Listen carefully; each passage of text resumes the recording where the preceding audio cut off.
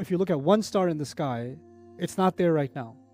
It was there several million, sometimes billions of years ago. It took that long for the light to get here, but it's not there anymore. It may have been dead. By the time we see the star may have already exploded. It may not even be there. We're looking at billions of years of history when we look at the stars. In other words, a situation is occurring which under any other circumstance would be immediate death, and Allah, despite us physically not being capable of withstanding what is happening, is going to keep us on life support. He's going to keep us alive, keep us standing, keep us staring. Just for that purpose. We saw wal mursalat is similar to other surahs. What surahs? Was-saffat, wal-adiyat, wal-dhariyat, right? We saw other surahs that have similar styles. This part of the surah, فَإِذَا النُّجُومُ طُمِسَتْ وَإِذَا السَّمَاءُ فُرِجَتْ وَإِذَا الْجِبَالُ نُسِفَتْ وَإِذَا الرُّسُلُ أُقِتَتْ is also similar to several other surahs, like وَإِذَا الشَّمْسُ كُوِّرَتْ وَإِذَا النُّجُومُ انْكَدَرَتْ, Surah At-Takwir. Later on in Surah At-Takwir, إِذَا الصُّحُفُ نُشِرَتْ إِذَا السَّمَاءُ كُشِطَتْ, and then similarly, إِذَا السَّمَاءُ انْفَطَرَتْ إِذَا الْكَوَاكِبُ انْتَثَرَتْ وَإِذَا الْبِحَارُ فُجِّرَتْ وَإِذَا الْقُبُورُ بُعْثِرَتْ. Also, إِذَا السَّمَاءُ انشَقَّتْ وَأَذِنَتْ لِرَبِّهَا وَحُقَّتْ وَإِذَا الْأَرْضُ مُدَّتْ وَأَلْقَتْ مَا فِيهَا وَتَخَلَّتْ. So now this surah is borrowing the style from other surahs in the opening, and then the next part is also borrowing from other surahs that have similar styles. It's a combination of different styles in one surah, right? In the opening. It's pretty cool. Now, let's dig into what's going on here with the language. The first thing for grammar students, this will be interesting for you. Ida in Arabic is considered a dharf, a word for time and time. And it is considered a mudaf. If you don't know what a mudaf is, go make wudu. No, I'm kidding. Mudaf is a grammar thing.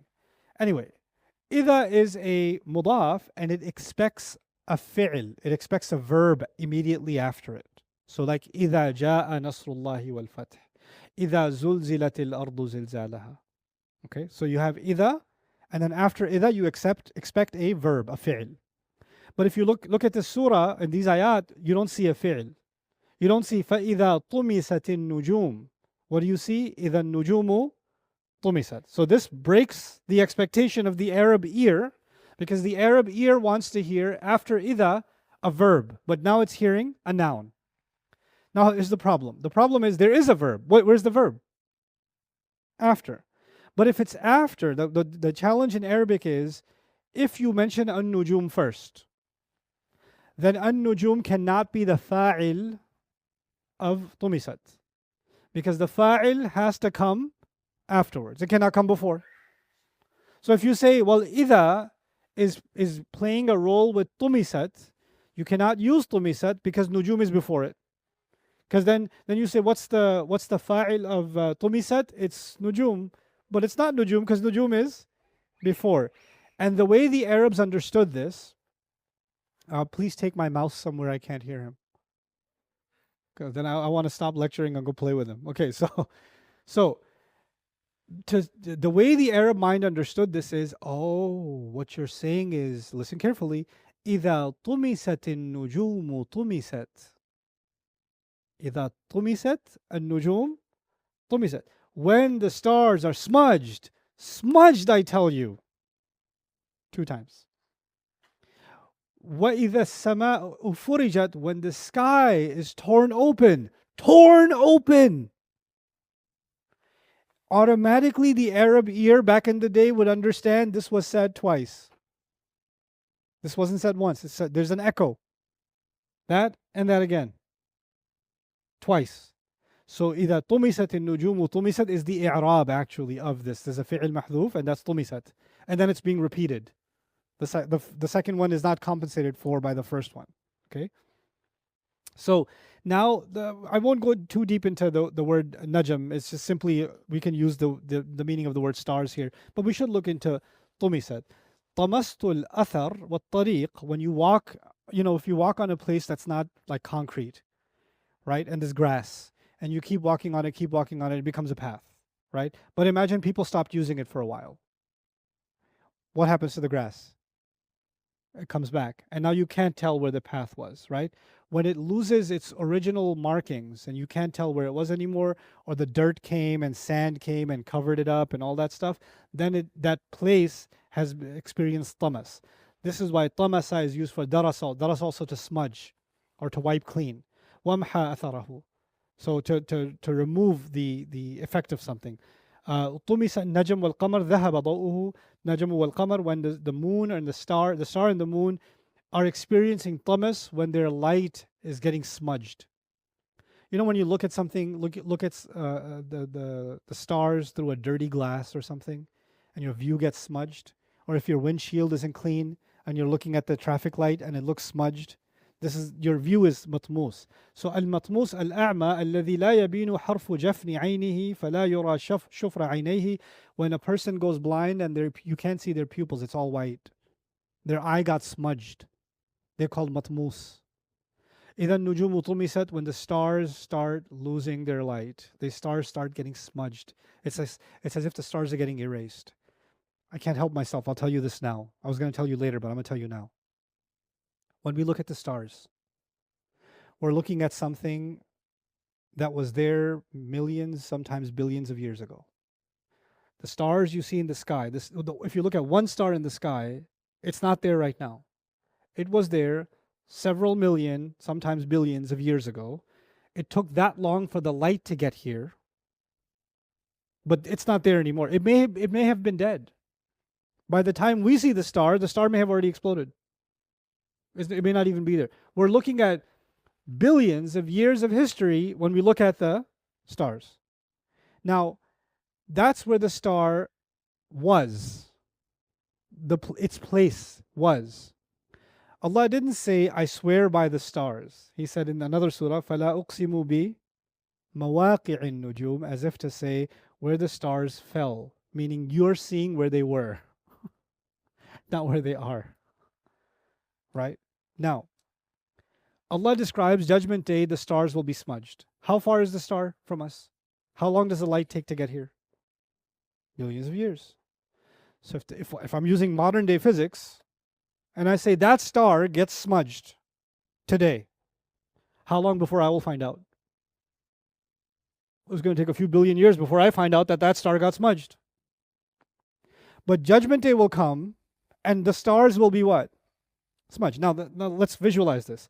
Some stars are closer to us. Others are further, and then there's the ones that are the furthest away. The ones that are the furthest away, if they get smudged, it will take the longest for us to find out, yes? Unless the furthest stars, as soon as they were created, Allah started destroying them. But we don't even know.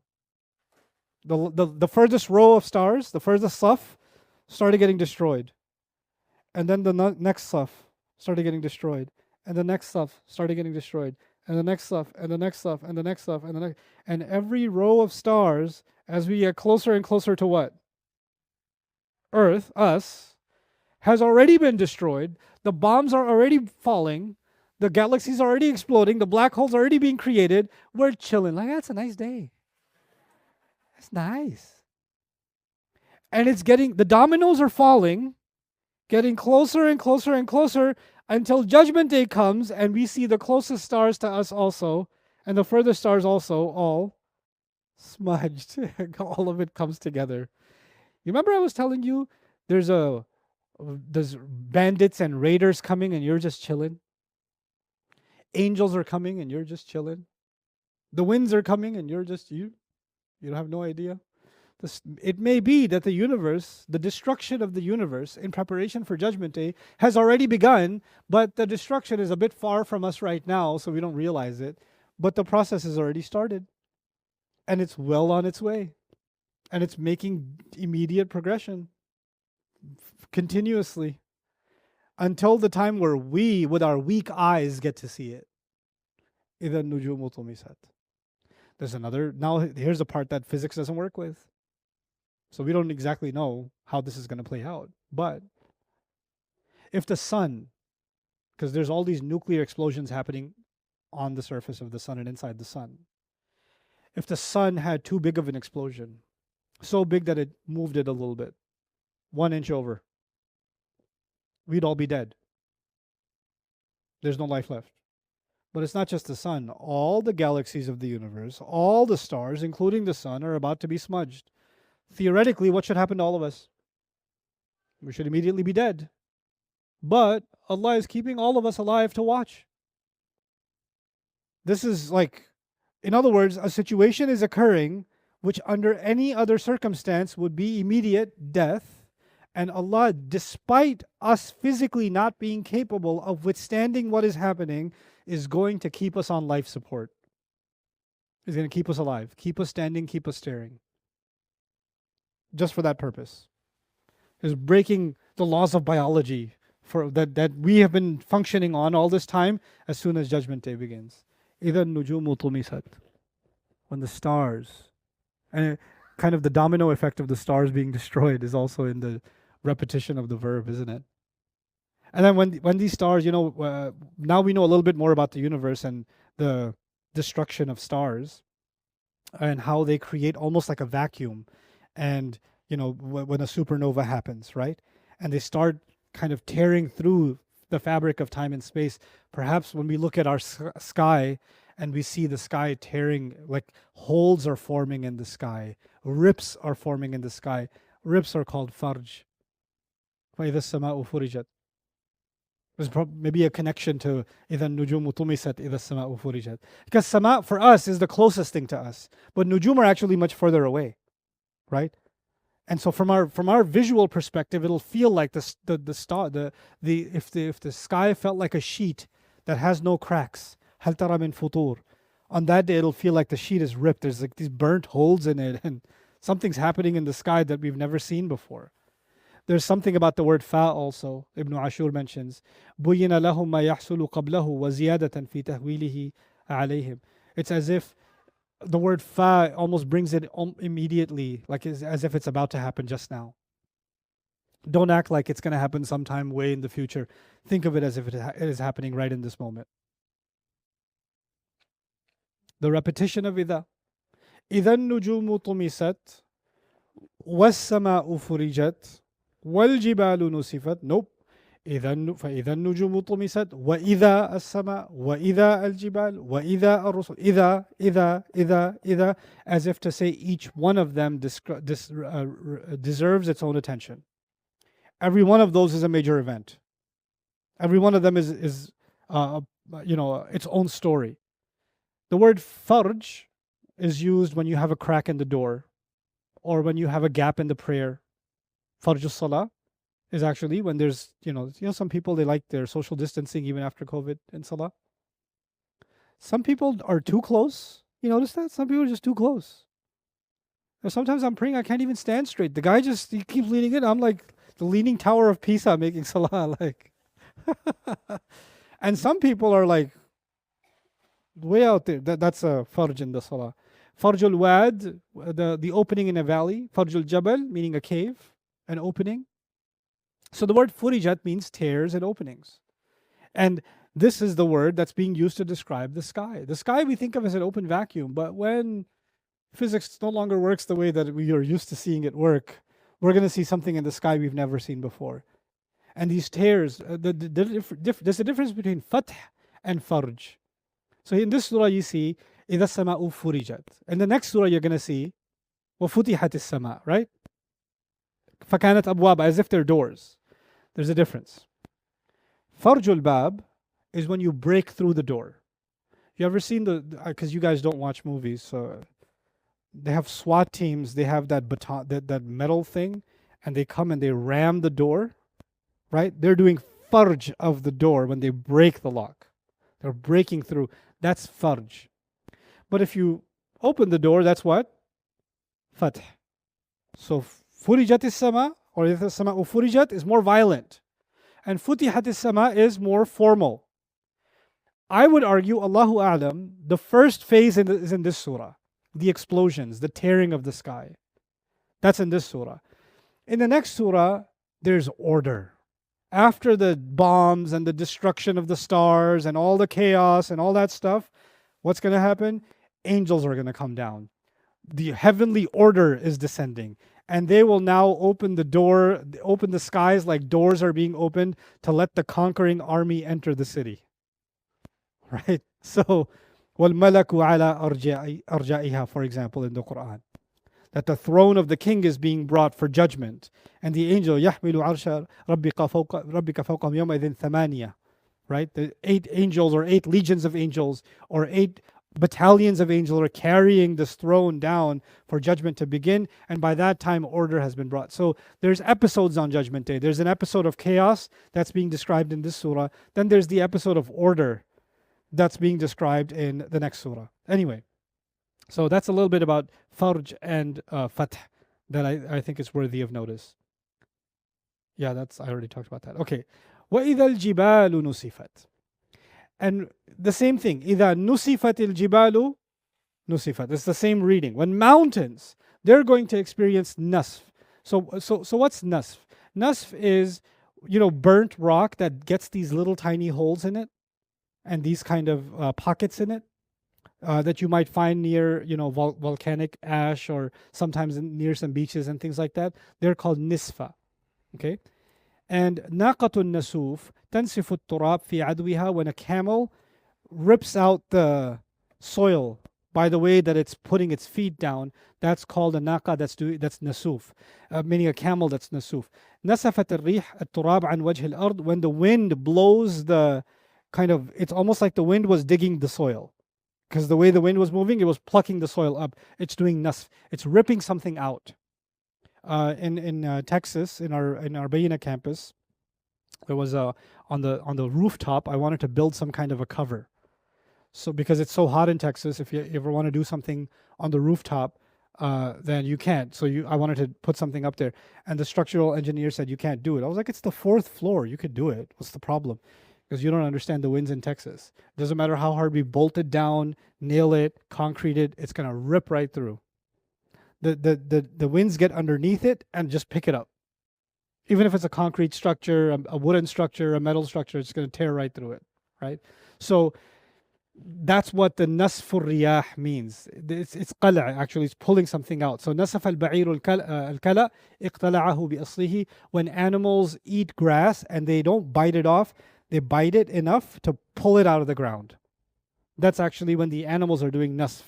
نصف الطعام غربله. Anybody know what a ghirbal is? A ghirbal is like the thing, right? The thing. Okay. The thing is, there's this thing, it's got these holes in it, and you put rice in it, and then the pebbles come down, and the rice stays on top, and you sift.